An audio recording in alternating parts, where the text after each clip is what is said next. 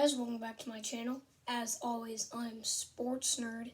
Today, we're going to do a breakdown of how the Lakers won their NBA championship. Let's take it straight to the action. Lakers were pretty obvious contenders, seeing their, lineup with having Anthony Davis and LeBron James on the same team. That's pretty much destined for greatness. But on the other side, the Miami Heat were kind of a long shot. And just the very start, they could barely get past without winning really, really close games. They took home a lot of close games against the Pacers. Same thing with their other opponents. But in those close matchups, they couldn't be stopped. So that's how they made it to the finals. They beat teams like the Celtics and the Pacers in really close matchups. Kind of blew out the other teams, though. But the Lakers trip, the Lakers easily beat the 8 seed, then go in, beat the 5 seed, or 4 seed, or 5 seed, or 4 seed. I don't really know what seed they were. But then they go in and win again against the 2 seed. So it goes harder and harder as they go. And then they get a pretty easy one. But the Heat put in a real big matchup, actually. Because, they're the Heat. They were coming back in close ones all year, taking some hard-fought wins, and it became pretty close. But they were taking home all the wins they could, which is how they win in 6 games. It's how you do good. You win. That's how you do good. I think everybody knows that. But the Lakers couldn't really win by that much because it was hard to realize the fact that the Heat are actually kind of good. Dark horse to win it, came to the finals, just can't beat the Lakers. The Lakers are the Lakers. The Lakers are good. The Heat are also good. There's a reason how they make it to the finals. But if the Heat are going to win, they didn't really have a chance to go for the Lakers. So they played all the teams that they played in the Eastern Conference, but in the Western Conference, they really had no chance because they hadn't really gotten ready for the Lakers.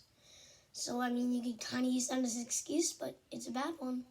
The Lakers took it home, and how did they do it?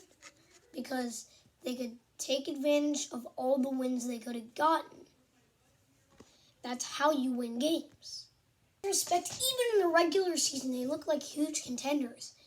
In the off-season, they got guys like Davis. And they re-signed a lot of guys as well, like Rondo, who I had in another video. Go watch that after this video, of course. Do not skip this video. This video is good. The other video is also good, but don't watch it yet. Anyway, they put up a really nice roster. A lot of notables coming from the Pelicans.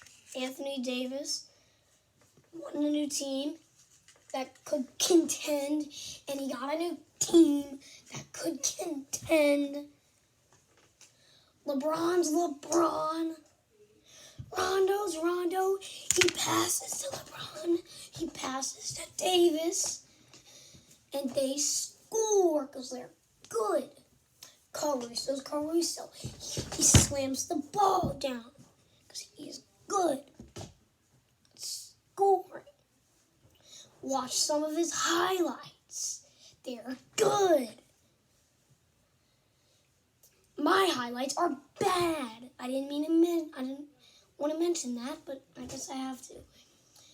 But Anyway, in that retrospect, that lineup looks incredible. They're scoring millions of points, it feels like. They're beating basically everybody.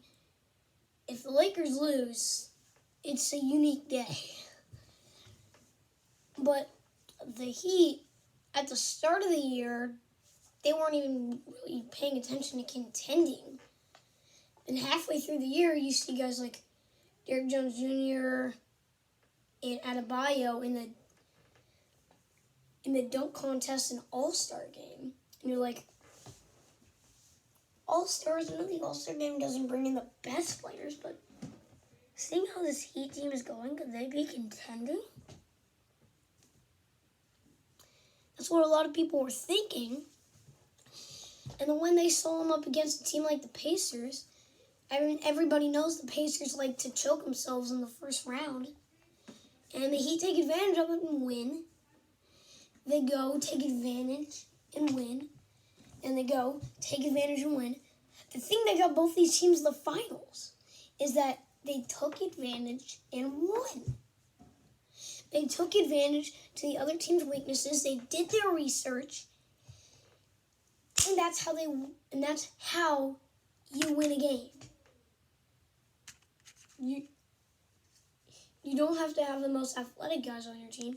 You can have a guy who barely even knows how to play basketball. But if he has a 130 basketball IQ, he could probably win. I'm just saying.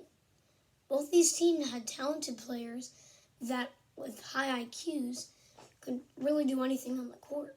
And that's how you get them to the finals. You're smart and you're talented. That's how you do it. Guys, as you saw in the title, this video is featuring my friend, your daily sports dude. So let's take it over to him. Going to be diving into how both of these teams did in the NBA Finals. The Lakers, obviously, they won the series pretty easily, in my opinion. I mean, they had it all the way, I think. They are just the better team than the Heat. I mean, they are just the better team. LeBron, AD, I mean, they were just the better team, especially on the defensive end. But the Heat were an underdog in this playoffs. They played pretty good for how underachieving they were for how people thought that they were going to do in the NBA Finals. They played really well. They actually won 2 games, I believe, which is really good for a team that is way below the level that the Los Angeles Lakers were at. I mean, that just shows you that the Heat could be a clear contender, not a sleeper next year, a contender next year. The Lakers, I think that they'll come back, coming off of that NBA Finals win. I think that the Lakers are for real. They play well on each side of the ball.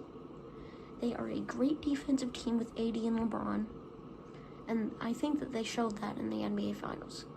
They locked down Jimmy Butler, didn't let him score many points. I mean, both of these teams are going to be contenders next year. And both of these teams did great in the NBA Finals. Just the Lakers came out with it. And yeah, just expect big things from these two teams next year. Guys, I'm Sports Nerd.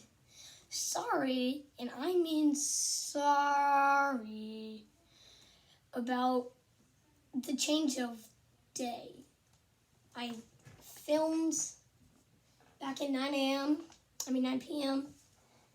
And now I'm filming at 11 a.m. So it kind of looks weird, but thanks to your daily sports dude, who I'm now going to call YDSD, for helping me with this video. And hockey, if there is a tomorrow, I doubt there is, but hockey is in the next video. But until that hockey video, I'll see you in the next one. Peace!